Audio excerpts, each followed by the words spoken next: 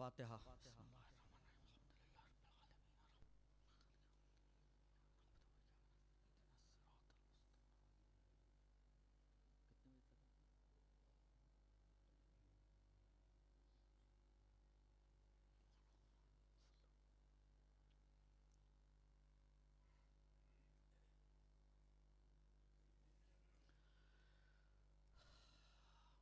اس سے پہلے کہ مجلس کا آغاز کیا جائے، آپ دوستوں سے گزارش ہے کہ آگے جگہ ہے، آگے تشریف لیں، کیونکہ تابوت برآمد ہونا ہے۔ آپ کو معلوم ہے لوگ آتے ہیں بعد میں اور پھر ڈسٹربنس زیادہ ہوتی ہے، اس لیے آپ لوگ آگے تشریف لیں تو تقریر کا اور مجلس کا آغاز کیا جائے۔ ایک درود بھیج دیں محمد و آل محمد پر۔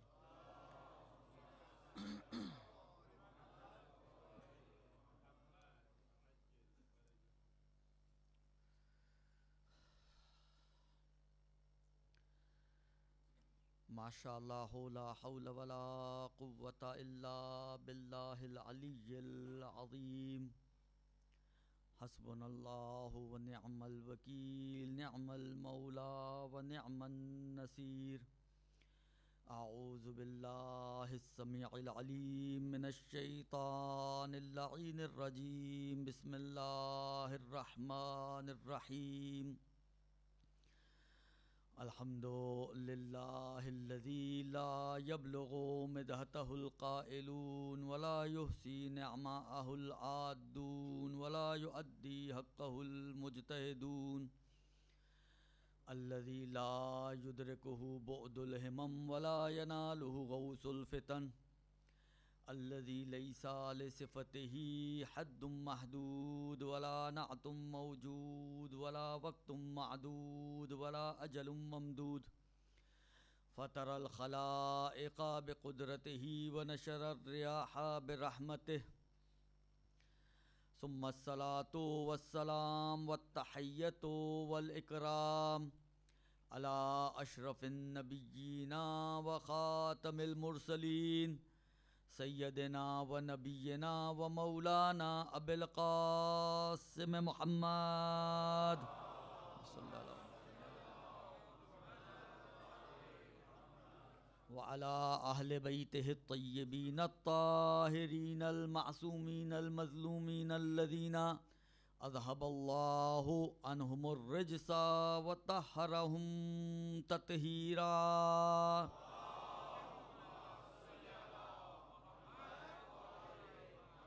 لا سیما علی الامام المنتظر والحجۃ الثانی عشر ولعنۃ الدائم علی اعدائہم اجمعین من الآن الی قیام یوم الدین، اما بعد فقد قال اللہ تبارک و تعالی فی کتابہ الکریم وقولہ الحق وہو اصدق القائلین۔ بسم اللہ الرحمن الرحیم۔ اذ قال ربک للملائکۃ انی جاعل فی الارض خلیفہ قالوا اتجعل فیہا من یفسد فیہا ویسفک الدماء ونحن نسبح بحمدک ونقدس لک قال انی اعلم ما لا تعلمون۔ درود بھیج دیں محمد و آل محمد پر۔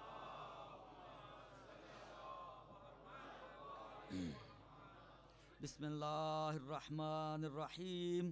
اللہم کل ولیک الحجۃ ابن الحسن صلواتک علیہ وعلی آبائہ فی ہذہ الساعۃ وفی کل ساعہ ولیا وحافظا وقائدا وناصرا ودلیلا وعینا حتی تسکنہ ارضک طوعا وتمتعہ فیہا طویلا۔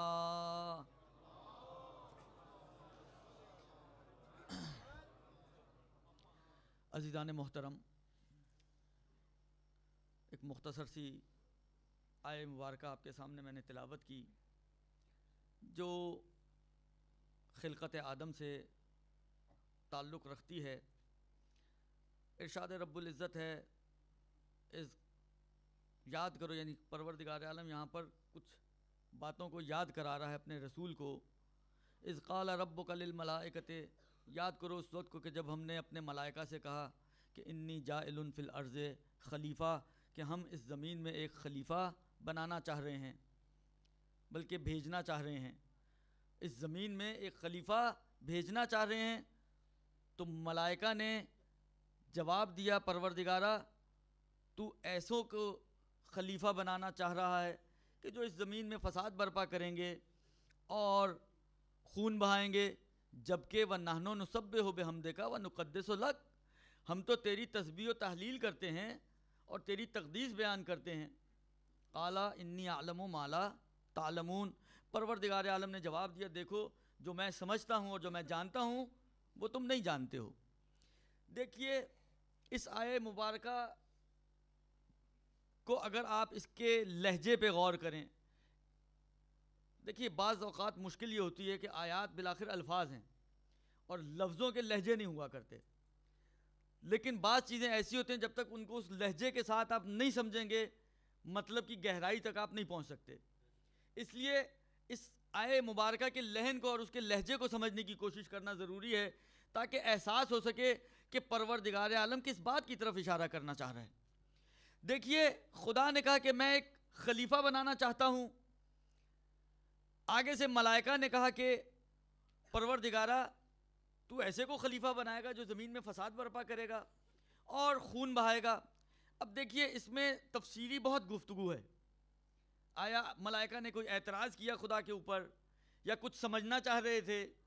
ملائکہ کو کیسے پتا چلا کہ یہ جو آدم اس دنیا میں جانے والا ہے تو یہ دنیا میں فساد برپا کرے گا، خون بہائے گا؟ یہ ساری چیزیں میں چھوڑ رہا ہوں، اس لیے کہ ابھی کوئی تفسیر کی گفتگو تو نہیں ہو رہی، میں صرف ایک نتیجہ دے کر اپنی گفتگو کو آگے بڑھانا چاہتا ہوں۔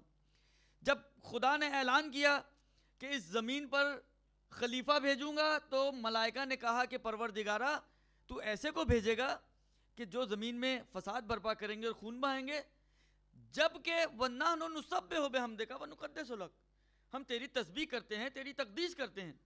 یعنی گویا ملائکہ کے ذہن میں ایک بات ہے کہ جس کو پروردگار عالم نفی نہیں کر رہا، بلکہ پروردگار عالم ان ملائکہ کی اس بات کی تصدیق کرتے ہوئے ان ملائکہ کی ایک غلط فہمی کو دور کرنا چاہ رہا ہے۔ ملائکہ کے ذہن میں کیا ہے؟ ملائکہ کے ذہن میں یہ ہے کہ دیکھو پروردگارہ جس کو تو خلیفہ بنا رہا ہے وہ فساد برپا کریں گے، وہ خون بہائیں گے زمین میں، جبکہ ہم اس کے مقابلے میں تسبیح و تحلیل اور تقدیس کرنے والے ہیں۔ تو اس کا مطلب یہ ہے کہ ہم اس سے افضل ہیں، تو افضل کو چھوڑ کے مفضول کو کیسے خلیفہ بنا سکتا ہے؟ تو گویا ملائکہ کے ذہن میں یہ بات تھی کہ جو خلیفہ فی الارض ہوگا اس کو افضل ہونا چاہیے، لہذا ملائکہ نے یہ سوال کیا پروردگار عالم کی بارگاہ میں۔ یہیں سے سمجھ میں آ گیا کہ ملائکہ اعتراض نہیں کرنا چاہ رہے تھے، ملائکہ اعتراض نہیں کرنا چاہ رہے تھے، ملائکہ سمجھنا چاہ رہے تھے کہ اس کا راز کیا ہے کہ تو افضل کو چھوڑ کے مفضول کو خلیفہ بنا رہا ہے۔ تو پروردگار عالم نے ملائکہ کی اس غلط فہمی کو دور کرنے کی کوشش کی کہ دیکھو تم اپنے آپ کو افضل سمجھتے ہو، میں بہتر سمجھتا ہوں کہ تم میں سے افضل کون ہے۔ تم اپنے آپ کو افضل سمجھ رہے ہو آدم سے، لیکن یہ فیصلہ میں کروں گا کہ افضل کون ہے، یہ تمہارا کام نہیں ہے کہ تمہیں فیصلہ کرنا ہے کہ افضل کون ہے۔ لہذا کہا انی اعلم ما لا تعلمون، جو میں جانتا ہوں وہ تم نہیں جانتے۔ بس اس کا مطلب یہ ہوا کہ ملائکہ بھی یہ بات سمجھتے ہیں کہ افضل کے ہوتے ہوئے مفضول مقدم نہیں ہو سکتا، اور پروردگار عالم بھی اس بات کو مانتا ہے کہ افضل کے ہوتے ہوئے مفضول مقدم نہیں ہو سکتا۔ اور کیسے نہ مانے پروردگار عالم؟ بھئی اس عقل کو کس نے خلق کیا ہے؟ خالق عقل کون ہے؟ خدا کے علاوہ کوئی اور ہستی ہے جو وجود سے عدم دینے والی ہو کسی بھی چیز کو؟ یہ پروردگار عالم کی ذات ہے اور پروردگار عالم کی ہستی ہے کہ جس نے عقل جیسی نعمت کو خلق کیا۔ اب یہ عقل جس کو خلق کیا ہے خدا نے، کیا کام کہنا، وقت اتنا نہیں ہے، اگر موقع ملا تو رات کی یا کل کی مجلس میں عرض کروں گا، لیکن خالق عقل پروردگار عالم ہے۔ یہ عقل پروردگار عالم نے جن انسانوں کو دی ہے اور جن انسانوں نے اس عقل کو استعمال کیا ہے، وہ انسان یہ سمجھتے ہیں کہ افضل کے ہوتے ہوئے مفضول کو مقدم نہیں کیا جا سکتا۔ میں اکثر مجلسوں میں جب یہ بات کرتا ہوں میں ایک مثال دیتا ہوں۔ یہ چھوٹے چھوٹے بچے جو یہاں بیٹھے ہوئے ہیں، یہ بھی تھوڑے بڑے ہیں، اور چھوٹے بچوں پہ آئیں آپ۔ آپ ان کو کوئی بہت بڑا دن ہے، 15 شعبان ہے، 18 ذی الحج ہے، مباہلے کا موقع ہے، ہمارے لیے تو خوشیوں کے موقع یہی ہیں نا، تو ان موقعوں میں آپ نے اپنے چھوٹے سے بچے کو 3 سال کا 4 سال کا بچہ کہ جس کا شعور ابھی ڈیولپ ہو رہا ہے، 4 سال کے بچے کا کتنا باشعور بچہ ہوگا یہ. کسی امام کی تو بات نہیں ہو رہی کہ آپ کہیں کہ 4 سال کا کیا، وہ تو اگر گہوارے میں بھی ہو تو لوح محفوظ کا مطالعہ کیا کرتا ہے. یہ تو ایک عام بچے کی بات ہو رہی ہے نا. تو کتنا شعور ہوتا ہے اس 4 سال کے بچے کو. لیکن اس کو آپ لے جائیں کسی ٹوائے شاپ پہ جس پہ 1-2 درہم سے لے کر وہ اچھے والے کھلونے کے جو ریموٹ کنٹرول جہاز ہیں یا ریموٹ کنٹرول گاڑیاں ہیں جو آپ یہاں بیٹھ کر ان کو آرام سے ہواؤں میں اور آگے بھگا سکتے ہیں، وہ سب موجود ہیں. کم سے کم گھٹیا سے گھٹیا، ودیا سے ودیا. اس بچے کو آپ عام طور پہ تو ہم اپنی رینج کے حساب سے بچوں کو لے کر جاتے ہیں دکانوں پر. ہر دکان پہ تو ہر بچے کو نہیں لے کے جایا جاتا کیونکہ اپنی جیب بھی دیکھنی ہوتی ہے، اور پھر اگر بچہ بفر گیا تو پھر اس کو روکنا مشکل ہوتا ہے. لہذا عام طور پہ تو ہم ایسی دکانوں پہ لے کر ہی نہیں جاتے جہاں ایسی چیزیں ہوں. لیکن فرض کریں، ابھی صرف سمجھانے کے لیے عرض کر رہا ہوں کہ آپ کسی ایسی دکان پر لے گئے اور اس کو آپ نے ایک فری ہینڈ دے دیا. توجہ کیجئے گا عزیزو، اس بچے کو آپ نے فری ہینڈ دے دیا کہ جو کھلونا اٹھانا ہے اٹھا لو. آپ کا کیا خیال ہے کہ یہ بچہ کس کھلونے پہ ہاتھ رکھے گا؟ یہ بچہ آیا وہ اس 1 درہم والی گاڑی کو اٹھائے گا کہ جس کو دھکا مار کے وہاں تک لے کے جانا پڑتا ہے، یا اس ریموٹ کنٹرول گاڑی کو اٹھائے گا کہ خود بیٹھا رہے اور گاڑی وہاں پہنچ جائے؟ یعنی جب کوئی ودیہ اور اچھی چیز مل رہی ہو، جب کوئی معیاری چیز مل رہی ہو، تو یہ بے شعور بچہ جس کا شعور ابھی ڈیولپ نہیں ہوا، تو وہ بھی معیاری چیز اور بہتر چیز کے ہوتے ہوئے کسی کم اور گھٹیا چیز کی طرف نہیں جاتا. ابھی اس کی عقل کام کرنا شروع نہیں ہوئی ہے، بہت ہلکے لیول پر اس کی عقل ابھی کام کر رہی ہے. تو اس کا مطلب یہ ہے کہ پروردگار عالم کی نگاہ میں یہ اتنا عقلی مسئلہ ہے، اتنا فطری مسئلہ ہے کہ جب ایک عام انسان کا ایک 4 سال کا 5 سال کا بچہ کسی اچھی چیز کے ہوتے ہوئے، کسی معیاری چیز کے ہوتے ہوئے کبھی گھٹیا چیز کی طرف نہیں جائے گا، تو ایک عام عقل رکھنے والا انسان یہ کیسے ممکن ہے کہ ایک افضل کے ہوتے ہوئے مفضول کی طرف چلا جائے؟ عام عقل رکھنے والا انسان کیسے ممکن ہے؟ تو جب عام عقل رکھنے والا انسان کے لیے ممکن نہیں ہے تو جو خالق عقل پروردگار عالم ہو، جو پروردگار عالم خالق عقل ہو، یہ کیسے ممکن ہے کہ پروردگار عالم افضل کے ہوتے ہوئے مفضول کو مقدم کر دے؟ لہذا پروردگار عالم نے کہا انی عالم ما لا تعلمون، میں جو جانتا ہوں تم نہیں جانتے. اور پھر علم کے ذریعے آدم کا امتحان لیا گیا اور ان کو مقابلے میں کھڑا کر دیا ملائکہ کے، آدم ورسز ملائکہ. اور پھر کچھ اسما سکھائے گئے. اب آیت سے ایسا محسوس ہو رہا ہے کہ کچھ تصویریں دکھائی گئیں.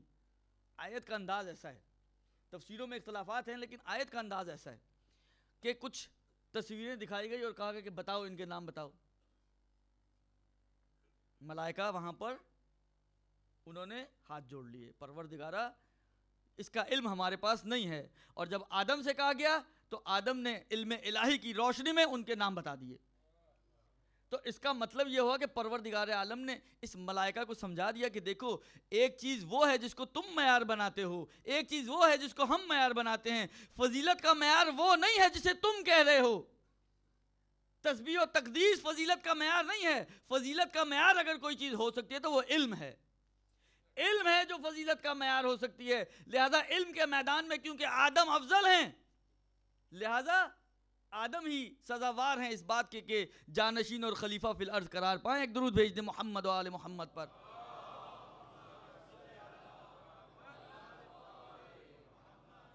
تو عزیزو، پروردگار عالم نے یہ نتیجہ دے دیا کہ بات صحیح ہے کہ افضل ہمیشہ مقدم ہوا کرتا ہے. افضل کے اوپر مفضول کو کبھی مقدم نہیں کیا جا سکتا. یہ عقل کے خلاف بھی ہے اور قرآن کے خلاف بھی ہے. لیکن اس کے باوجود بہت تعجب کی بات ہے، جناب ابن ابی الحدید معتزلی جب شرح نہج البلاغہ لکھتے ہیں تو ایک عجیب جملہ خطبے میں لکھتے ہیں. شروع کرتے ہیں الحمدللہ سے، الحمدللہ الذی قدم المفضول علی الفاضل حمد ہے اس خدا کی کہ جس نے مفضول کو فاضل پر مقدم کیا. میں کہوں گا ہاتھ جوڑ کر، بہرحال علمی شخصیت ہے، علماء اسلام میں سے ہیں، میں کہوں گا اے ابن ابی الحدید معتزلی، یہ جو جملہ آپ نے لکھا ہے، اس جملے سے آپ کیا ثابت کرنا چاہتے ہیں؟ نعوذ باللہ خدا کے کام کو ایک غیر عاقلانہ کام بیان کرنا چاہتے ہیں. کیونکہ پروردگار عالم جب میں نے کہا نا، ایک بچے کی عقل اس بات کو گوارا نہ کرے کہ افضل چیز کے ہوتے ہوئے مفضول چیز کی طرف جائے، تو یہ کیسے ممکن ہے کہ پروردگار عالم جیسی ذات جو خالق عقل ہے وہ افضل کو چھوڑ کے مفضول کو مقدم کرے؟ یہ جملہ تو پروردگار عالم کے لیے ایک عیب کا کام کر سکتا ہے کہ پروردگار عالم افضل کو چھوڑ کے مفضول کو مقدم کر دے. تو جناب ابن ابی الحدید معتزلی، اس جملے کی اصلاح کی ضرورت ہے. یہ جملہ شان پروردگار عالم کے ساتھ سازگار نہیں ہے کہ پروردگار عالم مفضول کو مقدم کر دے افضل پر. ہماری مشکل یہ رہی ہے کہ ہم لوگ بھی بہت سارے کاموں میں اپنے کاموں کو ڈال دیتے ہیں خدا کی گردن پہ، کرتے خود ہیں اور ڈال دیا خدا کی گردن پہ.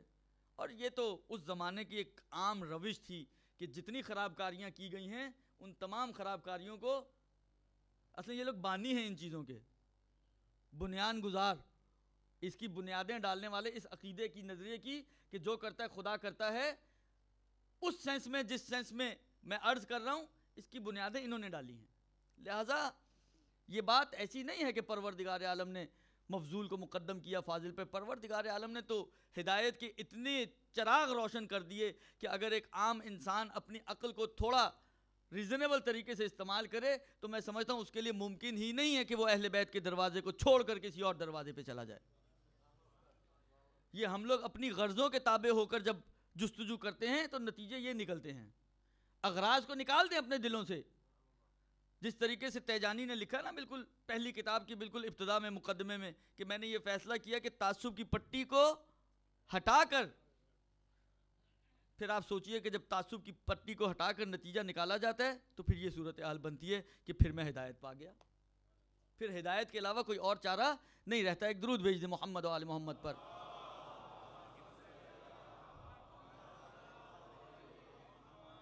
بہرحال پھر آپ دوستوں سے گزارش ہے تھوڑا سا آگے تشریف لیں، تھوڑی سی جگہ ہے، بعد میں آنے والے دوستوں اور ساتھیوں کو جگہ مل جائے.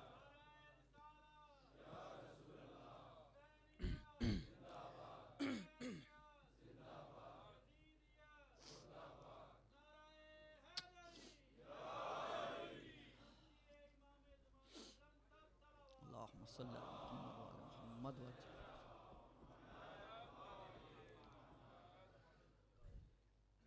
اس طرف بھی کچھ جگہ خالی ہے، اگر دوست کچھ اس طرف آ سکیں تو درود بھیج دیں محمد و آل محمد پر.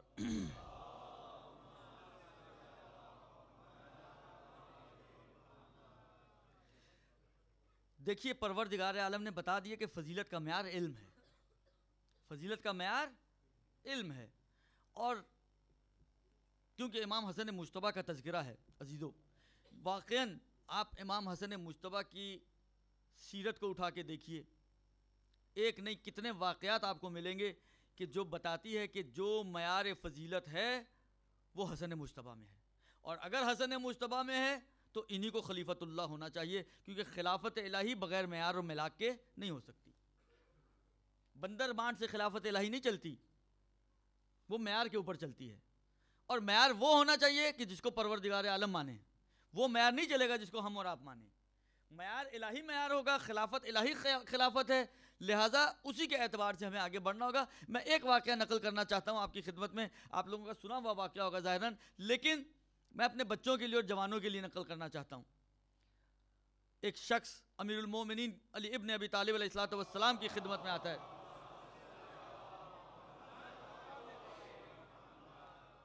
روحبہ کے مقام پہ میرے مولا موجود ہیں، اطراف مدینہ کا ایک علاقہ ہے، اور حسنین مولا کے ساتھ ہیں. آ کے مولا کو کہتا ہے کہ اے علی، میں آپ کا چاہنے والا اور آپ کی رعیت میں سے ہوں اور آپ کا ہم شہری ہوں، مجھے آپ سے کچھ سوال پوچھنے ہیں. میرے مولا نے کہا کہ جھوٹ بول رہے ہو، تم جھوٹ بول رہے ہو، تم میرے ہم شہری نہیں ہو، تم میری رعیت میں سے نہیں ہو، تم روم سے آئے ہو اور تم حاکم شام کے پاس آئے تھے کچھ سوال لے کر بادشاہ روم کی طرف سے. مگر جب جواب نہیں ملے تو اس نے تمہیں میرے پاس بھیج دیا، اس نے تمہیں میرے پاس بھیج دیا. یہ ہے معیار علم. اس نے تمہیں میرے پاس بھیج دیا.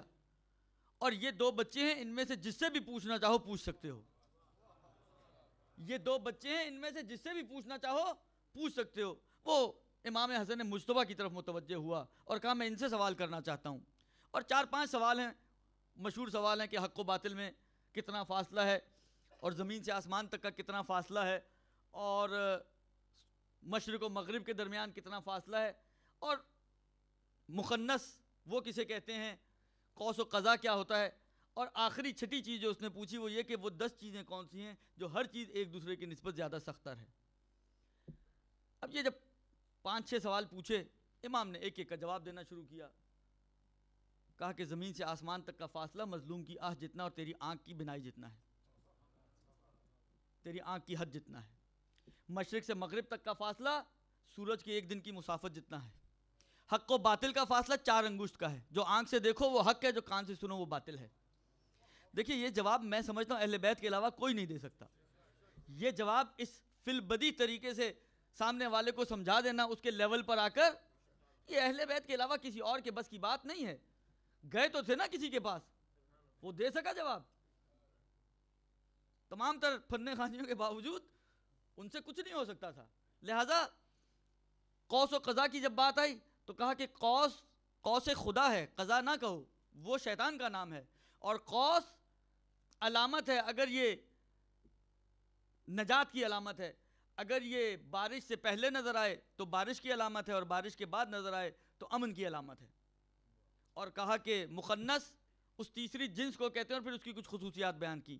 کہا وہ 10 چیزیں، چھوٹا بچہ ہے حسن مجتبیٰ، کہا وہ 10 چیزیں جو ایک سے بڑھ کر ایک سخت تر ہے، ان میں سے پہلی چیز پتھر ہے، مگر پتھر سے سخت لوہا ہے، کیونکہ وہ پتھر کو بھی کاٹ دیتا ہے. اور لوہے سے سخت آگ ہے جو لوہے کو پگھلا دیتی ہے، اور آگ سے سخت پانی ہے جو آگ کو بھی بجھا دیتا ہے، اور پانی سے سخت وہ بادل ہے جو پانی کو اپنے کاندھوں پر اٹھائے پھرتا ہے، اور بادل سے سخت وہ ہوا ہے جو بادلوں کو ہلاتی جلاتی ہے، اور ہوا سے سخت وہ ملک ہے کہ جو ہوا چلاتا ہے، اور اس ملک سے سخت ملک الموت ہے کہ جو اس ملک کو بھی آ جائے گی، اور ملک الموت سے سخت موت ہے کہ جو اس فرشتے کو بھی مار دے گی، اور موت سے سخت امر الہی ہے جو موت کو ٹال سکتا ہے، اور ہم صاحبان امر ہیں. ایک درود بھیج دیں محمد و آل محمد پر.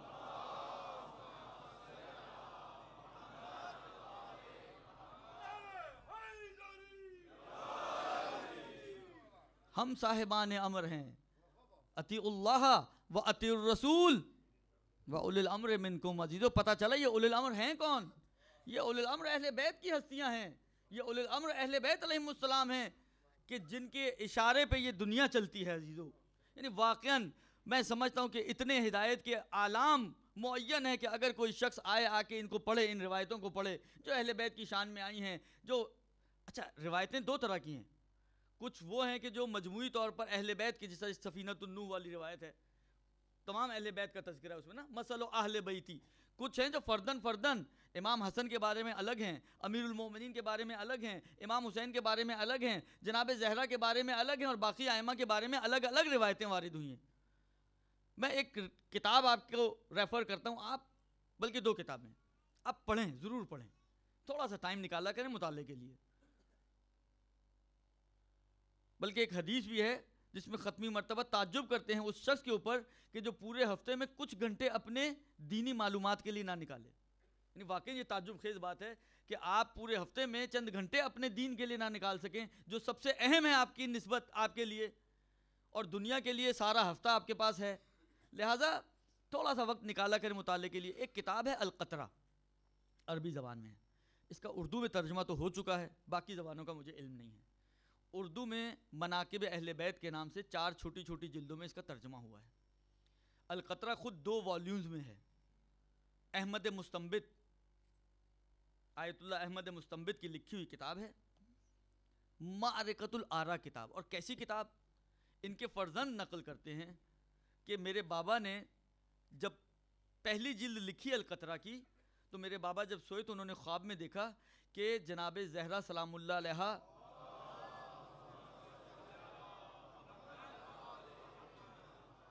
کی گود ہے اور میرے بابا کا سر ہے ان کی گود میں. سید ہیں محرم ہیں, گھبرائیے گا نہیں, میرے بابا کا سر ہے ان کی گود میں, اور یہ انعام ہے اس کتاب کا کہ جو میں نے القطرہ کے نام سے لکھی. تو اس کے بعد انہوں نے اس کے ایک اور والیوم لکھا, 2 والیومز ہیں, موٹے موٹے والیومز ہیں, لیکن اردو زبان میں ترجمہ ہوا ہے اس کا, اور چھوٹے چھوٹے 4 جلدوں میں انہوں نے ترجمہ کیا ہے. یعنی واقعاً یہ ان کا القطرہ انہوں نے لکھا ہے کہ مناقب اہل بیت جو ٹھاٹھے مارتا ہوا سمندر ہے اس کا ایک قطرہ. 2 بڑے بڑے موٹے موٹے والیومز میں روایتیں جمع ہوئی ہیں جو قطرہ ہے ان فضائل کا کہ جو اہل بیت کے لیے وارد ہوئی ہیں. اور ایک اور کتاب ہے سلیم ابن قیس حلالی کی, وہ بھی اردو میں موجود ہے, کتاب سلیم کے نام سے ہے ظاہراً. وہ بھی اہل بیت کے فضائل کے اعتبار سے یہ انسان کی معرفت بڑھاتی چیزیں عزیزو. اور یہ یاد رکھیں جتنی آپ کی معرفت بڑھے گی اتنی آپ کی محبت بڑھے گی, جتنی آپ کی محبت بڑھے گی اتنا آپ کا عمل بہتر ہوگا, اتنا آپ کا کردار بہتر ہوگا. اس لیے کہ یہ میں پہلے بھی کئی بات کہہ چکا ہوں کہ معقول نہیں ہے کہ آپ اپنے محبوب کو ناراض کریں, یہ چیز معقول نہیں ہے. اسی لیے میں نے آپ کو کافی دنوں سے ایک وعدہ دے رہا ہوں, آج اب سوچ رہا ہوں وعدہ پورا کر دوں, اگرچہ وقت پھر کم ہو گیا ہے, لیکن وہ روایت میں آپ کی خدمت میں پڑھنا چاہ رہا ہوں کیونکہ میرا خیال ہے 2 مجلسیں اور رہ گئی ہیں, 2 مجلسیں مجھے اتنے لوگ نہیں ملیں گے, لہٰذا میں چاہ رہا ہوں کہ یہ میسج سب تک پہنچے.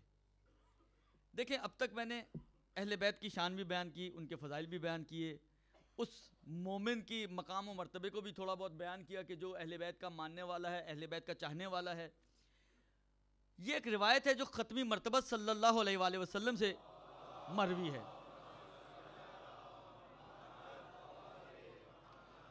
مجھے خود تشنگی ہے کہ مولا کا ذکر جیسا ہونا چاہیے تھا ویسا میں نہیں کر سکا, لیکن ہو سکتا ہے رات کی مجلس میں کچھ اور تذکرہ میں مولا حسن کا کر دوں, لیکن یہ روایت میں سمجھتا ہوں کہ آج اس موقع پر مجھے سنانی ہے آپ کو, اس لیے آپ کا تھوڑا سا ٹائم لینا چاہتا ہوں. دیکھیے اس روایت میں, روایت ہمارے ٹاپک سے ریلیٹڈ ہے, بیت ہماری محبت اہل بیت میں چل رہی ہے, اور میں نے عرض کیا تھا کہ محبت اہل بیت یہ عبادت کا ذریعہ ہے, زینہ ہے عبادت کا, بلکہ نہ فقط یہ کہ زینہ غلط لفظ ہے, یہ روح ہے عبادت کی, یہ روح ہے عبادت کی, اس کے بغیر عبادت نہیں بنتی. تو اسی حوالے سے پیغمبر یہ, اور راوی ہیں اس کے ابو سعید خدری, انتہائی جلیل القدر صحابی ہیں, انتہائی جلیل القدر صحابی, اور یہ وہ صحابی ہیں کہ جن کو شیعہ اور سنی دونوں کے علماء نے معتبر مانا ہے. جلالت ان کی بہت ہے, اب اس میں مجھے ٹائم نہیں لگانا زیادہ. یہ ابو سعید خدری رسول خدا سے ایک روایت نقل کرتے ہیں. رسول خدا فرماتے ہیں من رزقہ اللہ حب الائمۃ من اہل بیتی فقد اصاب خیر الدنیا والآخرہ, جس کو پروردگار عالم نے میرے اہل بیت کی محبت عطا کر دی اس کو خیر دنیا اور آخرت مل گئی. یعنی سمجھیں آپ کو سب کچھ مل گیا. وہ مولا حسین نے دعائے عرفہ میں کہا تھا نا جملہ کہ پروردگارہ جس کو تو مل گیا اگر اسے دنیا میں کچھ نہ ملا تو اس نے کیا کھویا. سمجھے یہ وہی مفہوم ہے کہ جس کو اہل بیت کی محبت مل گئی سمجھے اس کو دنیا اور آخرت کا سب کچھ مل گیا. تو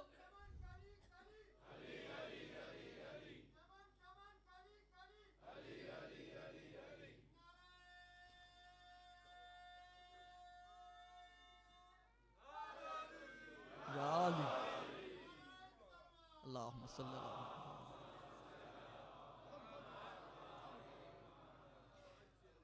فلا یشکن احد کہ انہ فی الجنہ, تم میں سے کوئی ایک شک نہ کرے کہ وہ جنتی انسان ہے, اس کے جنتی ہونے میں تمہیں کوئی شک نہیں ہونا چاہیے.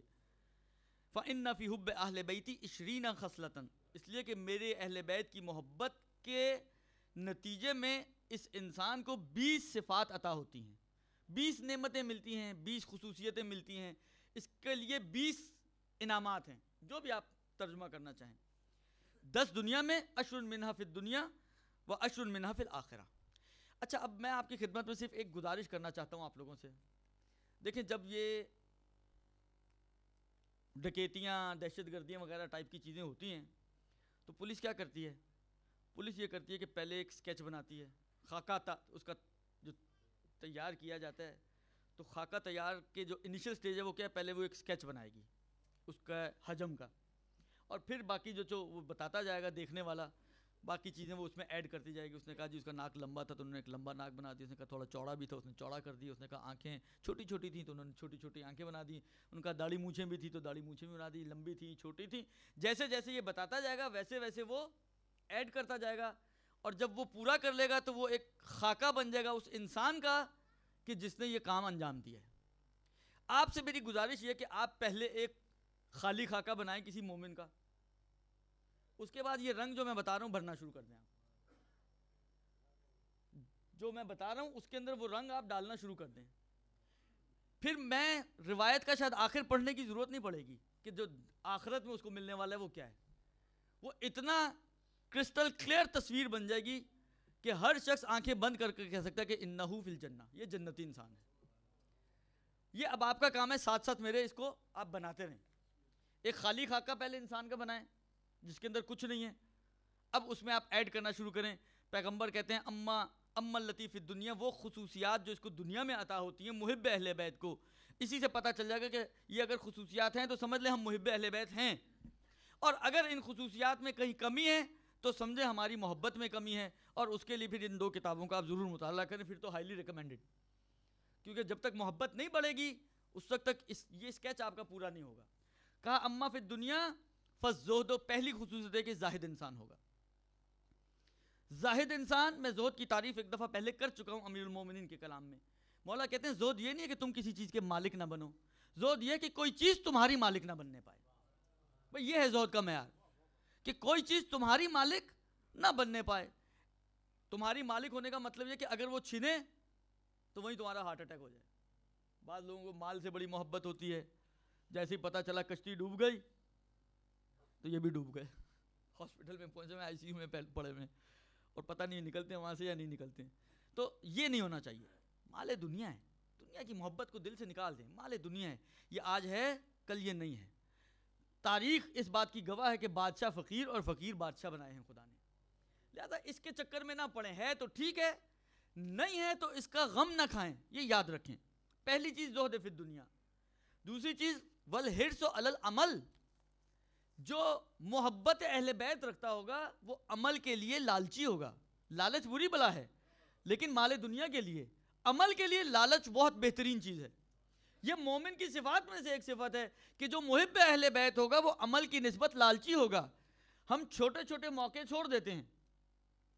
ایک چھوٹا سا موقع ملا کسی نیک کام میں کنٹریبیوٹ کرنے کا, مختلف طرح کی سوچیں آتی ہیں, یار یہ کھا جائے گا, یا یہ کر جائے گا, یا خوب نیت المومن خیر من عملہ, آپ کی نیت کا آپ کو اجر ملے گا. آپ یہ کیوں سوچتے ہیں کہ سامنے والے نے اس کو پتہ نہیں کہاں ڈالنا ہے, چھوڑ دیں کہاں ڈالنا ہے. آپ اس نیکی کو کیوں اپنے ہاتھ سے جانے دیتے ہیں کہ جس کا چانس پروردگار عالم نے آپ کو عطا کیا ہے. لہٰذا دوسری صفت اس کی یہ ہوگی کہ وہ حریص ہوگا عمل کے لیے, بھاگ بھاگ کر عمل کرتا نظر آئے گا. مجھے بعض یہاں کے مومنین کے بارے میں پتہ چلا ہے کہ ان کا کام یہ ہے کہ کہیں کسی کا انتقال ہو جائے, اپنا ہو پرایا ہو, مومن ہو, وہ اس کے تمام امور کو انجام دیتے ہیں. کہیں کسی چیز کی ضرورت ہو, کہیں کسی مجلس کی ضرورت ہو, کہیں نیاز پہنچانی ہو, یہ ہے مومن. یہ ہے خصوصیت جو ائمہ چاہتے ہیں کہ ہمارے محبوں میں ہو, کہ عمل کے لیے گریڈی ہوگا, حریص ہوگا, کوشش میں ہوگا کہ کوئی چانس ملے. ہمیں تو چانس ملتے ہیں ہم چھوڑ دیتے ہیں, وہ چانس ڈھونڈے گا, ایسا بندہ ہوگا. تیسری چیز والورع فی الدین, پرہیزگار ہوگا دین کی نسبت, دین فروش نہیں ہوگا. ہمارے پاس جب موقع آتے ہیں نا دین و دنیا کے, تو ہماری ترجیحات دنیا کے ساتھ ہوتی ہیں. شادی کا موقع آیا, چلو یار ایک دن تو ہے, تھوڑے سے گانے لگا لو, کچھ نہیں ہوتا, اللہ معاف کرنے والا ہے. اللہ یقیناً معاف کرنے والا ہے, اللہ معاف بھی کر دے گا, کوئی بعید نہیں ہے, معاف بھی کر دے گا. لیکن وہ تمہاری محبت اہل بیت کہاں گئی؟ تم کیا سمجھتے ہو کہ تمہارے گھر سے گانوں کی آوازیں آ رہی ہوں اور اس شادی میں جناب زہرا یا آئمہ میں سے کوئی آ سکتا ہے؟ کون ایسا انسان ہے جو یہ چاہتا ہے کہ اس کے گھر میں کسی بچے کی شادی ہو مگر اس گھر میں اہل بیت شامل نہ ہو؟ ہے کوئی جو یہ چاہے؟ کوئی بھی نہیں چاہے گا نا. سب کی خواہش یہ ہوگی کہ اگر ہماری گھر میں شادی ہو, ہم ہوں یا نہ ہوں, اگر اہل بیت آ گئے تو برکتیں ہی برکتیں ہیں, رحمتیں ہی رحمتیں ہیں. مگر کیا آپ کا خیال ہے کہ جہاں سے گانے کی آوازیں بلند ہو رہی ہوں, جہاں ملائکہ رحمت نہ آتے ہوں, تو وہاں مجسم رحمت کیسے آ سکتی ہے؟ لہٰذا ورا فی الدین، دین میں پرہیزگار ہوگا، کبھی دنیا کو مقدم نہیں کرے گا اپنے دین کے اوپر، دین اس کی نگاہ میں اہم ہوگا، دین کو دنیا پہ مقدم کرے گا۔ اور چوتھی چیز والرغبۃ فی العبادت، عبادت شوق سے انجام دے گا، رغبت۔ اچھا میں ایک جملہ میں نے پہلے بھی عرض کیا، بعض ستوہ میں نے یہ روایت پڑھی تھی تو میں نے یہ بات کہی تھی کہ مشکل یہ ہوتی ہے کہ بعض چیزیں میں نے کہا نا ہمارے کچھ اپنے کرائیٹیریاز ہوتے ہیں، تو ہم اپنے کرائیٹیریاز پہ کام کر رہے ہوتے ہیں، اور میں جو بات کر رہا ہوں، میں جو تھوڑا بہت میں نے سیکھا ہے اس دروازے سے وہ میں آپ کی خدمت میں عرض کر رہا ہوں، لہذا اپنا کوئی کرائیٹیریا میں آپ کو نہیں دینا چاہتا، جو اہل بیت سے ملا ہے وہ عرض کرنا چاہتا ہوں۔ میں آپ کی خدمت میں عرض کروں، جو بات میں کرنے جا رہا ہوں، بعض اوقات کہتے ہیں لوگ مولانا صاحب یہ آپ نے کیسی بات کر دی، اتنی مشکلوں سے ہم اپنے بچوں کو سمجھاتے ہیں اور ان کو ان چیزوں پہ لاتے ہیں اور آپ نے ایک جملہ کا اور سارا پانی پھیر دیا۔ تو یہ میں پانی نہیں پھیر رہا ہوں، لیکن یہ روایت ہے، الرغبۃ فی العبادت۔ دیکھیے عبادت کے اندر رغبت، شوق کبھی بھی زیادتی کے ساتھ نہیں آتا، بچوں کی سائیکی پہ ذہن کو ذہن میں رکھیے گا۔ رغبت عبادت میں کبھی بھی کثرت سے نہیں آتی، اور کثرت کبھی معیار بھی نہیں ہے دین میں۔ ایکم احسن عملا لا اکثر عملا، تمہارا معیار اکثر عمل نہیں ہے، کس نے کتنے لمبی لمبی نمازیں پڑھی ہیں، کس نے کتنی نمازیں پڑھی ہیں، کتنے جو ہے لمبی لمبی دعائیں پڑھی ہیں، بلکہ امیر المومنین ایک شخص کے پاس سے گزرے، دیکھو ایک لمبی سی دعا پڑھ رہا تھا، اس کو روک کے ٹوک کے کہتے ہیں کہ اے شخص، جو خدا لمبی دعائیں سنتا ہے وہ خدا چھوٹی دعائیں بھی سنتا ہے۔ آپ نے شروع تو کر دی ابو حمزہ صومالی، دل چاہ رہا ہے کہ اس کو پیچھے سے پڑھنا شروع کر دیں تاکہ جلدی سے ختم ہو جائے۔ کیا فائدہ ایسی ابو حمزہ صومالی کا کہ جس میں آپ کا نہ شوق ہے، نہ آپ کا ذوق ہے، نہ کچھ سمجھ میں آ رہی ہے، نہ کچھ رغبت ہے۔ آپ یقین مانیں، آپ 4 لائنوں کی کوئی دعا پڑھ لیں، مگر غور کرتے ہوئے پڑھیں، توجہ سے پڑھیں، وہ اس ابو حمزہ صومالی سے بہتر آپ کے اندر اثر کرے گی جو ابو حمزہ صومالی سے آپ کو حاصل نہیں ہوگا۔ تو کثرت عبادت معیار نہیں ہے، عبادت کے اندر رغبت۔ بچوں کو پہلے آپ اس بات کے اوپر لے کر آئیں کہ عبادت توجہ سے کریں، وہ رغبت سے کریں، وہ مستحبات چھوڑ دیتا ہے کوئی، یہ چیزیں ایسی دیکھیں، جب خدا نے ٹینشن نہیں لی، بھئی خدا مستحبات کو واجب بنا سکتا تھا یا نہیں بنا سکتا تھا؟ خدا کہتے جی نماز شب واجب ہے تم پر، کہہ سکتا تھا نا، کہا اس نے؟ خدا کہہ سکتا قرآن پڑھنا تم پہ واجب ہے، ہاں تشویق ضرور کیا ہے خدا نے، لیکن آپ بھی تشویق سے کام لیں، آپ بھی جو کام لیں وہ تشویق سے، سنت الہی یہ ہے، جو چیزیں خدا نے واجب قرار نہیں دی اس پہ ڈنڈے نہ چلائیں آپ، اگر اتنے اہم ہوتی تو خدا خود ہی ڈنڈا چلا چکا ہوتا، لہٰذا آپ اس کو اسی لیول پہ رکھیں جس کو خدا نے جس لیول پہ رکھا ہے۔ رغبت فی العبادت۔ 5ویں چیز والتوبۃ قبل الموت، یہ جو محب اہل بیت ہوگا یہ مرنے سے پہلے توبہ کی توفیق اس کو حاصل ہوگی، یہ توبہ کر کے اس دنیا سے جائے گا۔ 5ویں چیز والنشاط فی قیام اللیل، اس میں 2 چیزیں الگ الگ جمع ہو گئیں، مشکل ترین، ایک تو خود قیام لیل مشکل کام، پھر قیام لیل میں نشاط بھی ہو، نشاط یعنی تر و تازگی، قیام لیل یعنی رات کی عبادت کہ اہم ترین اس میں وہی نماز شب ہے، رات کی عبادت تر و تازگی کے ساتھ انجام دیتا ہے۔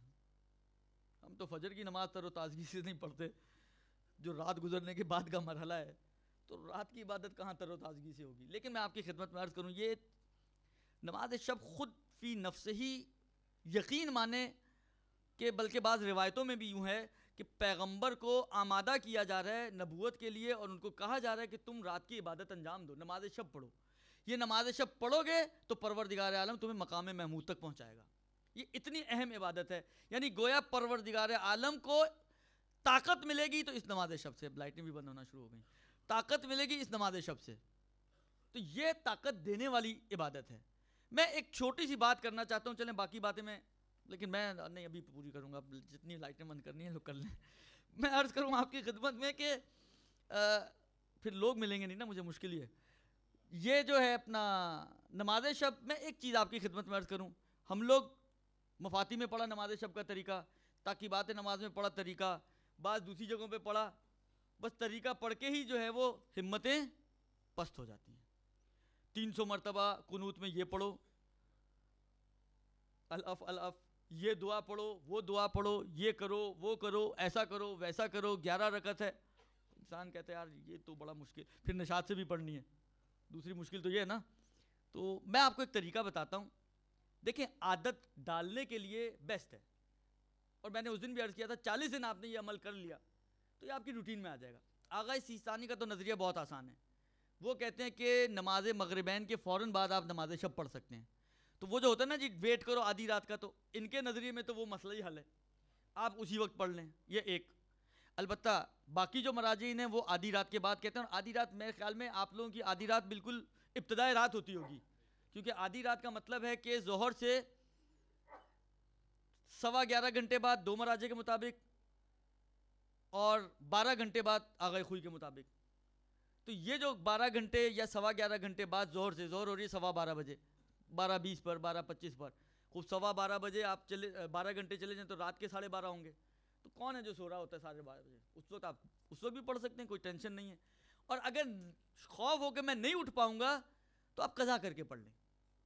آپ قضا کر کے آپ پڑھیں, اور پہلے دن آپ نہ کوشش کریں کہ وہ جو مفاتی میں یا وہ جو تاکیبات میں لکھی ہوئی وہ والی نماز پڑھنی, نہ کریں کوشش. جتنی شارٹ کر سکتے ہیں وہ میں جتنی کروا سکتا ہوں وہ میں بتا دیتا ہوں, اس سے زیادہ میرے بس میں نہیں ہے. اس سے زیادہ میرے بس میں, آپ 11 رکعت سب سے بیسٹ ہے, لیکن یہ لاسٹ سٹیج ہوگی. اس کے بعد آتے ہیں 3 رکعت کے اوپر, اور اس کے بعد آتے ہیں 1 رکعت کے اوپر. آپ 1 رکعت پڑھ سکتے ہو نا نماز وتر, وہی پڑھ لو. صرف الحمد سورہ بھی ڈراپ کر دو, صرف الحمد. قنوت میں صرف ایک درود پڑھو, رکوع میں چلے جاؤ, سجدے کرو, نماز ختم.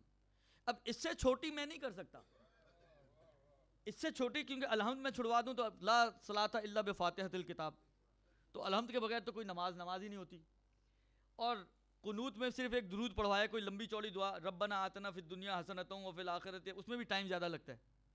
تو درود تو اس سے بھی شارٹ ہے, اس سے چھوٹا میں نہیں کر سکتا. ہاں کر سکتا ہوں, صرف سبحان اللہ پڑھ لیں تو رکوع میں چلے جائیں, یہ میکسیمم تھا. اب اور چیز میرے ذہن میں نہیں ہے کہ اور کیا چھوٹا ہو سکتی ہے. اور رکوع کا ذکر اور سجدے کا ذکر, بس تشہد اور سلام. جب آپ کچھ دن 1 رکعت پڑھیں گے آپ کا اپنا دل چاہے گا یار میں 3 پڑھ لوں. یقین مانے, آپ تجربہ کر کے دیکھ لیں. باقی اگر کسی کو کوئی مشکل ہو, میرا فون نمبر, میرا ای میل ایڈریس ان سے مل جائے گا. اگر کچھ ہو تو مجھے بتائیے گا کہ تجربہ ناکام ہوا یا کامیاب. 1 رکعت سے آپ شروع کریں, کچھ دنوں بعد آپ کہیں گے میں 3 رکعت پڑھ لوں, اور 3 رکعت کچھ دن پڑھیں گے تو آپ کا دل چاہے گا یار میں 11 رکعت کیوں نہ پڑھوں. دل تو آپ کا 11 سے زیادہ کا بھی چاہ سکتا ہے, لیکن پھر وہاں پہ اینڈ ہو جاتا ہے, اس لیے کہ 11 سے زیادہ ہے نہیں یہ نماز.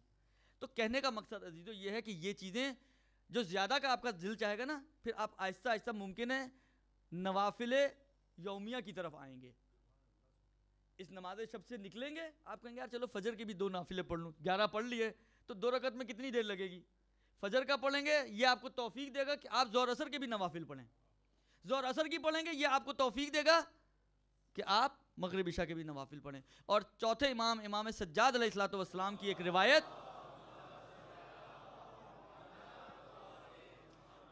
اور راوی ابو حمزہ شمالی ہیں ظاہراً, مولا نے ایک دن ان کو کہا کہ انسان جتنی نماز حضور قلب کے ساتھ پڑھتا ہے وہی پروردگار عالم کی بارگاہ میں صرف قبول ہوتی ہے. پریشان ہو گیا, بولا اس کا مطلب ہماری ساری نمازیں گئیں, ہم تو کتنا حضور قلب ہوتا ہے, شاید اللہ اکبر تکبیرۃ الاحرام میں ہو تو اس کے بعد سے تو ہم پٹری سے اتر چکے ہوتے ہیں, تو گئی ساری نمازیں.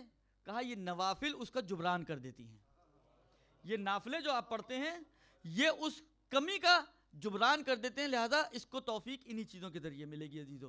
تو قیام لیل میں نشاط ہو, والیاس فیما عید الناس, جو لوگوں کے ہاتھوں میں مال ہے, مال دنیا ہے, نعمتیں ہیں, ان سے مایوس ہو, ان کی طرف اس کی نگاہیں نہ ہوں, نگاہیں فقط خدا کی ذات پر ہوں. والحفظ لامر اللہ و نہیہ, خدا کے اوامر و نواہی کی پابندی کرے. وہ بغض الدنیا, دنیا کا بغض اپنے دل میں رکھے, محبت نہ رکھے, بغض رکھے. والسخا, اور مال دنیا میں سخاوت سے کام لے. اب وہ جو اسکیچ آپ نے بنایا تھا, یہ رنگ بھر دیے اس نے, بھرے آپ لوگوں نے, یا آپ بھی کہیں اور پہنچ گئے؟ اگر بھرے ہیں تو اب میں آپ سے صرف ایک سوال کرتا ہوں کہ یہ جنت کے علاوہ کہیں اور جا سکتا ہے یہ شخص؟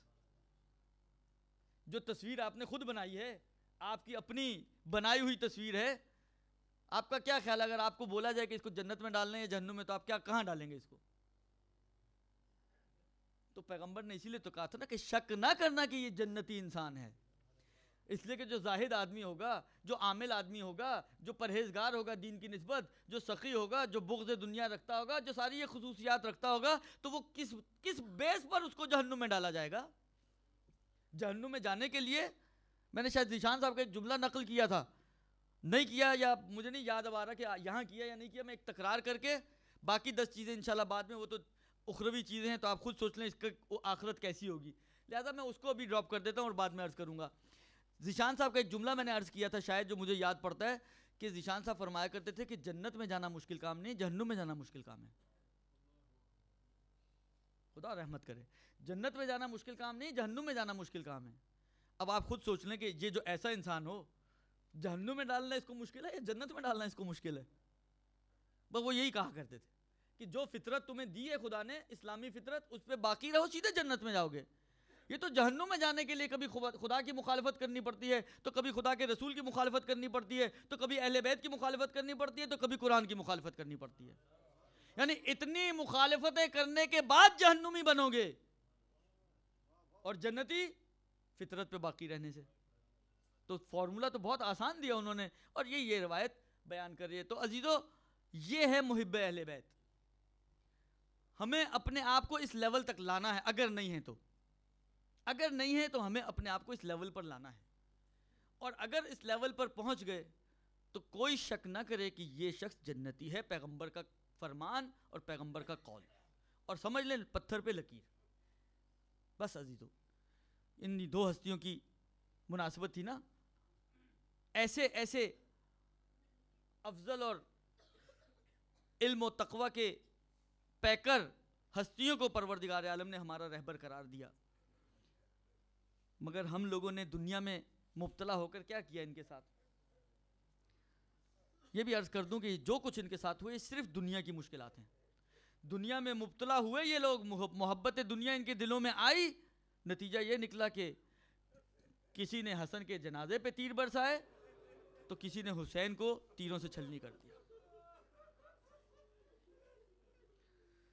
عزیزو، عجیب مرحلے ہیں۔ حسن مجتبیٰ، قبض صبا، یہ سبز قبا، ان کی جب شہادت ہوئی ہے تو بعض علماء نے نقل کیا ہے اور روایت نقل کی ہے کہ ان کا جسم سبز ہو گیا تھا، زہر کے اثر سے یہ جسم سبز ہو گیا تھا۔ عزیزو، خود میرے مولا کہتے ہیں کہ مجھے 6 مرتبہ زہر دیا گیا ہے۔ جب کسی نے آ کے سوال کیا تھا نا کہ مولا آپ نے اس زہر کا علاج نہیں کرایا، میرے مولا کہتے ہیں کہ اے شخص، مجھے اس سے پہلے 5 مرتبہ زہر دیا گیا تھا، مگر وہ زہر ایسا تھا جو قابل علاج تھا۔ اس مرتبہ جو زہر دیا گیا ہے اس کا کوئی علاج نہیں ہے، اتنا سخت زہر، اور ایسا زہر کہ ادھر میرے مولا نے اس دودھ کے پیالے کو نوش کیا۔ آپ ذرا تصور کیجئے، حسن مجتبیٰ روزے کے عالم میں ہے، ظلم کی انتہا دیکھیے، حسن مجتبیٰ روزے کے عالم میں ہے، اس روزے کے عالم میں میرے مولا کو زہر کا پیالہ دیا جا رہا ہے، اور دینے والی کون؟ ان کی اپنی زوجہ۔ اور کیوں دیا؟ وہ بھی محبت دنیا میں مبتلا ہو کر۔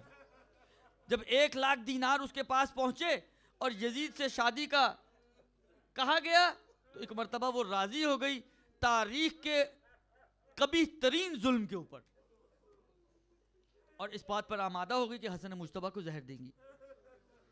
عزیزو، میرے مولا نے وہ چند گھونٹ پیے اور زہر کے پیالے کو چھوڑ دیا، اور پیالہ چھوڑنا تھا، ایک مرتبہ میرے مولا کی رنگت تبدیل ہونا شروع ہو گئی، مولا کا چہرہ سبز ہونا شروع ہو گیا، اور ایک مرتبہ تشت کے اندر میرے مولا کے جگر اور ہاتھوں کے ٹکڑے گرنا شروع ہو گئے۔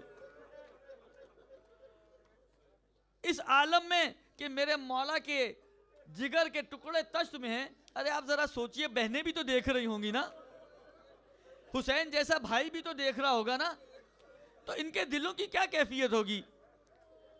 میرے مولا حسن فرماتے ہیں کہ اے حسین، ایک طرف میرے نانا کھڑے ہیں، ایک طرف میری ماں کھڑی ہیں، ایک طرف میرے بابا کھڑے ہیں جو مجھے لینے آئے ہیں، ایک طرف ان سے ملاقات کی خوشی تو ہے، مگر میں تیری غربت کو یاد کرتا ہوں تو دل کٹتا ہے، تیری تنہائی کا سوچتا ہوں تو سینہ تنگ ہو جاتا ہے۔ حسن مجتبیٰ کو اپنے آخری لمحوں میں بھی حسین کی غربت کی فکر ہے، حسین کی تنہائی کی فکر ہے کہ ہائے میرا بھائی کربلا کے میدان میں تنہا ہوگا، میں جب اس دنیا سے جا رہا ہوں تو حسین موجود ہے، مگر ہائے جب میرے حسین کا سر کٹ رہا ہوگا، میرا بھیا تنہا ہوگا۔ بس ارباب عزا، ایک مرتبہ جب آخری وقت آیا میرے مولا کا، میرے مولا نے اپنے تمام گھر والوں کو جمع کیا، سب کو میرے مولا نے حسین کی امامت کی نصیحت کی۔ ایک مرتبہ ایک بی بی ہے جس کے رونے کی آواز آئی، اس لیے کہ میرے مولا نے سب کے ہاتھ حسین کے ہاتھ میں دے دیے، مگر ایک ننھا بچہ ہے جو پریشان ہے اور اس کی ماں ہے جو پریشان ہے۔ ایک مرتبہ جب گریے کی آواز سنی ام فروہ کی تو کہا اے ام فروہ تم کیوں پریشان ہو؟ کہا مولا جب کربلا کی جس کربلا کی آپ بات کر رہے ہیں اس کربلا میں آپ تو نہیں ہوں گے، مگر یہ بچہ بہت چھوٹا ہوگا۔ ایک مرتبہ میرے مولا نے ایک تعویذ لکھ کے دیا، کہا کہ اے ام فروہ یہ تعویذ حسن قاسم کے بازو پہ باندھ دو، دیکھو جب بھی کوئی مشکل وقت آئے تو اس تعویذ کو کھول کے پڑھ لینا۔ ارباب عزا جب عاشور کا دن آیا، ایک مرتبہ قاسم بار بار حسین کے پاس جاتے ہیں اجازت لینے، میرے مولا کہتے ہیں اے قاسم ارے تو میرے بھائی حسن کی نشانی ہے، تجھے میں کیسے اجازت دے دوں؟ ارے جب ہم اپنے بھائی حسن پہ اداس ہوتے ہیں ہم تیری زیارت کر لیتے ہیں، میں تجھے کیسے اجازت دے دوں؟ ارباب عزا ایک مرتبہ قاسم سر جھکا کے واپس خیمے میں آ جاتے ہیں، اور جیسے ہی خیمے میں آتے ہیں ام فروہ دیکھتی ہے قاسم تو ابھی تک زندہ ہے۔ ارباب عزا ایک مرتبہ قاسم کہتے ہیں مادر گرامی میں بار بار اپنے چچا سے اجازت مانگ رہا ہوں مگر میرا چچا اجازت نہیں دے رہا، آپ مجھے صرف اجازت دلوا دیجئے، پھر دیکھیے گا آپ کا بیٹا آپ کو کیسے سرخرو کرتا ہے۔ ارباب عزا ایک مرتبہ ام فروہ کو وہ آخری وقت حسن کا یاد آ گیا، حسن نے ایک تعویذ دیا تھا جو قاسم کے بازو پہ باندھا تھا، آگے بڑھ کے اس تعویذ کو کھولا، اس تعویذ کی عبارت کو پڑھا، دیکھا حسن نے حسین کے نام ایک خط لکھا ہے۔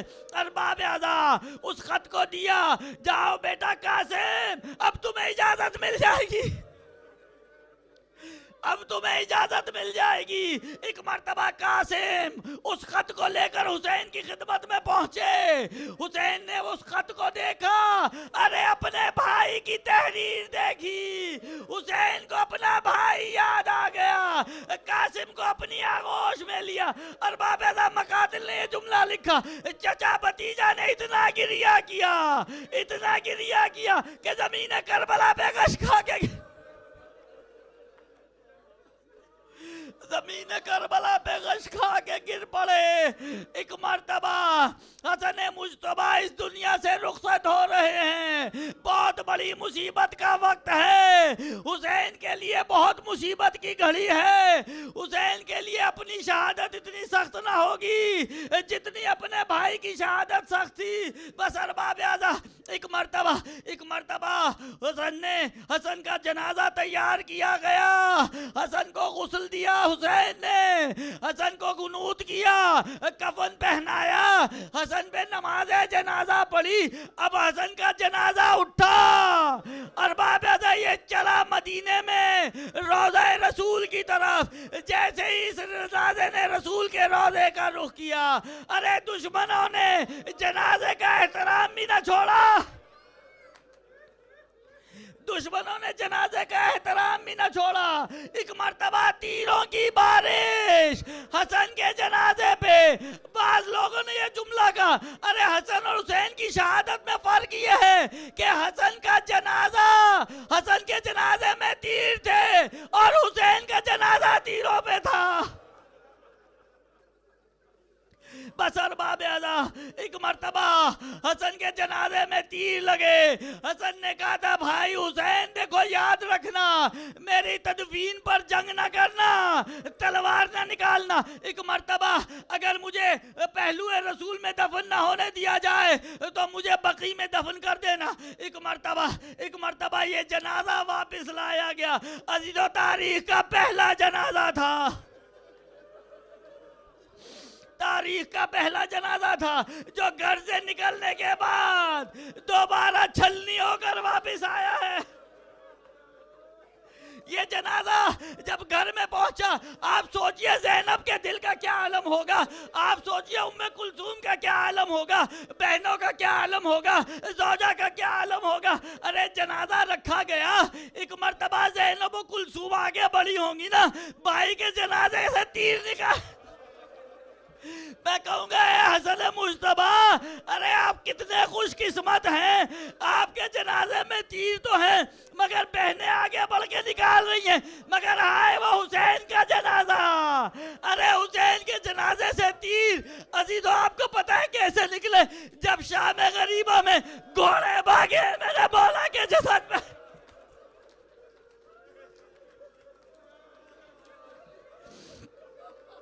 جب شام غریبہ میں میرے مولا کے جسم پہ گھوڑے بھاگے ہیں تو گھوڑوں کی ٹاپوں سے تیر باہر نکل. بس ارباب اعضاء، ایک مرتبہ حسین کے جنازہ واپس، حسن کا جنازہ دوبارہ اٹھایا گیا، جنت البقیع میں دفن کر دیا گیا. بس تابوت آ رہا ہے، ایک آخری جملہ ہے. ارباب اعضاء، ایک مرتبہ میں ہاتھ جوڑ کے کہوں گا اے مولا حسن، آپ کو حسین کی صحیح فکر تھی، حسین کی غربت کی فکر تھی نا، ارے آ کے دیکھیے آپ کا جنازہ تو اٹھ گیا مگر ہائے میرے مولا حسین، 3 دن میں گورو کفن لاشا کربلا کی چلتی رہی.